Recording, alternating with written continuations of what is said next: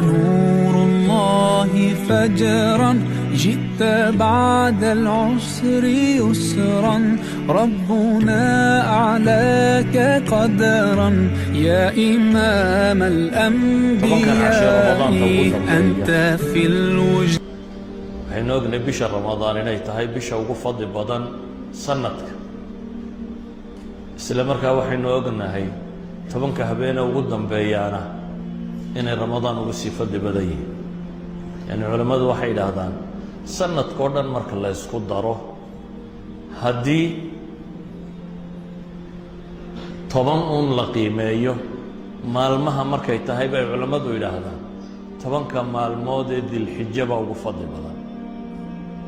habeenada markay tahayna bay yidhaahdaan 10ka habeen ee ramadaan baa ugu fadli badan.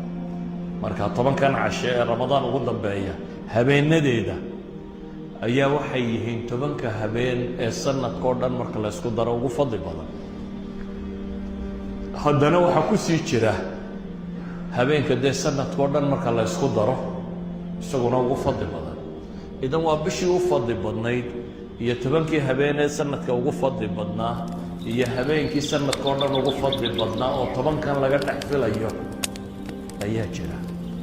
haddaba hadyigii nebigu calayhi salaatu wasalaam iyo dhaqankiisu muxuu ahaa hadyiga nebigu inuu ku dadaalo calayhi salaatu wasalaam ku saliya nebiga inuu ku dadaalo daacada iyo ilaahay u dhowaanshiyihiisa si aanu ugu dadaalin habeenada kale sanadkao dhan.